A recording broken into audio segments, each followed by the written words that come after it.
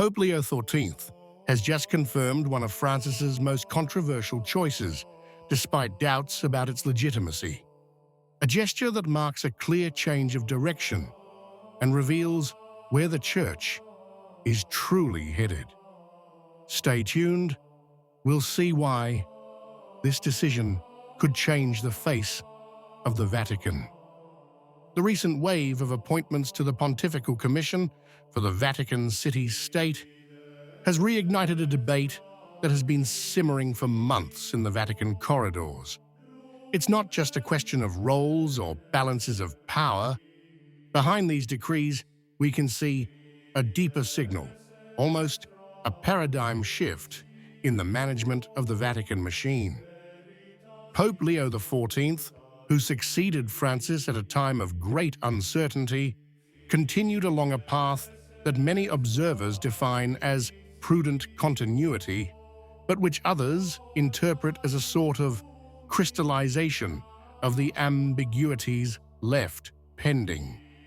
With a decree issued on October 15, 2025, Pope Leo XIV appointed the 6 cardinal members of the Pontifical Commission for the Vatican City-State.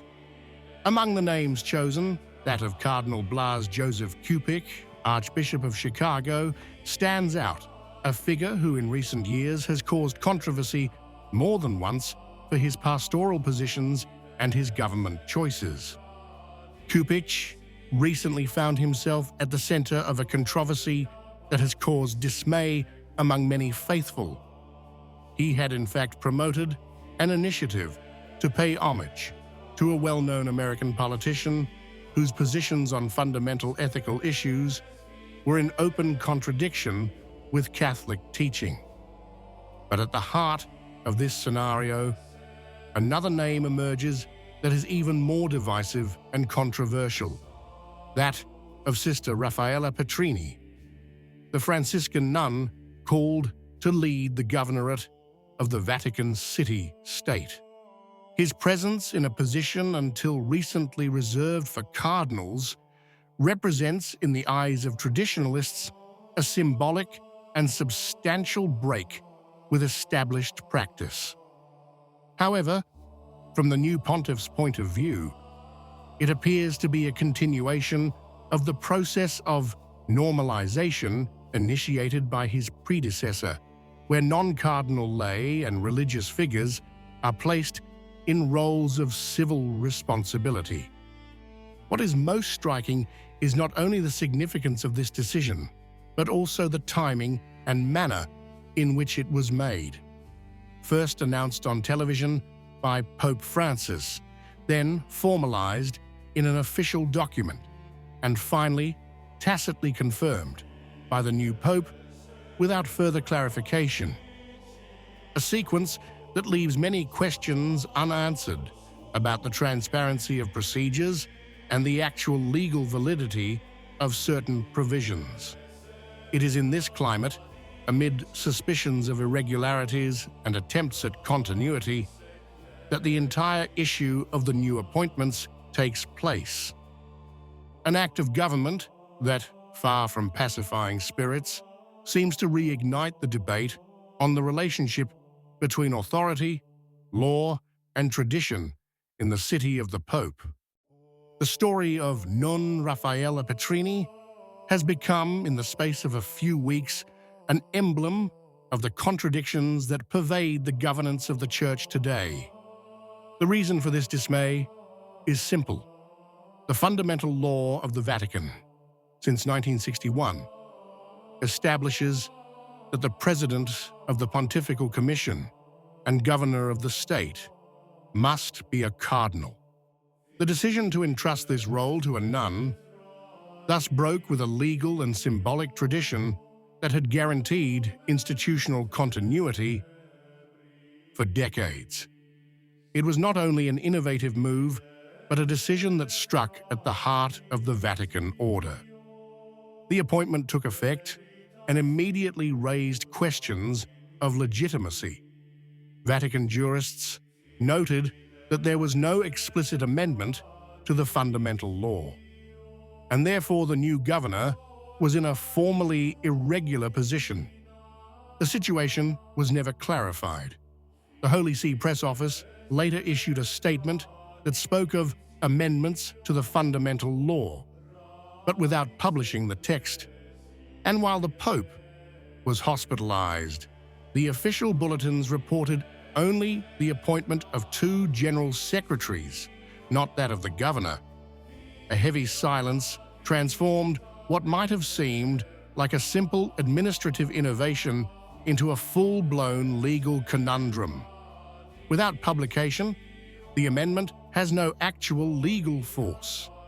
This is established by Article 24 of the Fundamental Law, which states that any amendment must be published through the official bodies of the Holy See to enter into force. It is therefore as if the law had never been changed. This means that Sister Petrini, while effectively exercising the functions of governor, occupies a position without explicit legal basis.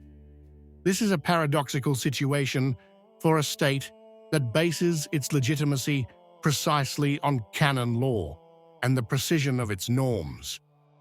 The silence that followed this anomaly ended up fueling suspicion and tension. In curial circles, there's talk of an administrative mystery, a mess that no one wants or can clarify. Some speculate that Francis actually signed an amendment to Article 8 of the Fundamental Law, but that the text has remained confidential for internal reasons. Others argue that a certain ambiguity was preferred to avoid displeasing the more traditionalist fringe of the Vatican. In any case, the lack of transparency has become the real political crux of the entire affair, even more so than the appointment itself. This seemingly technical tangle actually touches on questions of principle, the relationship between the absolute authority of the pontiff and the need for written rules, the distinction between sovereign and administrative acts, and the very credibility of the Vatican system before the world. In an age when the Church speaks of transparency and reform, the lack of clarity on such a significant act appears to be a weighty and protracted contradiction, leaving more questions than answers. For some, Leo XIV's decision was a prudent one, a way to avoid reopening a dossier that could embarrass not only the memory of Pope Francis, but also the entire structure of the governorate. For others, however, it is a sign of weakness, the sign of a pontificate that prefers compromise to clarity. In any case, the new pope has maintained a line of almost total reserve, limiting himself to reconfirming the existing management and not intervening publicly on questions of law. Yet Sister Petrini's confirmation is not a minor detail.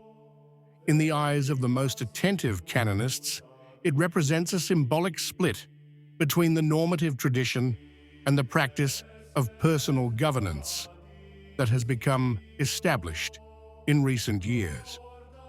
If the law has not been officially amended, but the nun continues to exercise her functions, a precedent is created, that of a pontifical power that can suspend the form of the law without openly denying it. This situation brings to light the age-old debate over the nature of the Vatican city-state, an entity where the Pope is the supreme legislator, but also the guarantor of legality. The paradox is evident. Leo XIV, who in the first months of his pontificate had promised greater order and transparency in the institutions, now finds himself living with one of his predecessor's most controversial legacies. His silence, however, speaks for itself. In the Vatican, there are rumors that the new pontiff has chosen not to touch what works, even if it works outside the written rules. But this prudence, in such a sensitive context, risks appearing as acquiescence and prolonging a situation that tests the coherence of the Church's governance. What do you think? If you liked the video, comment Amen. God bless you.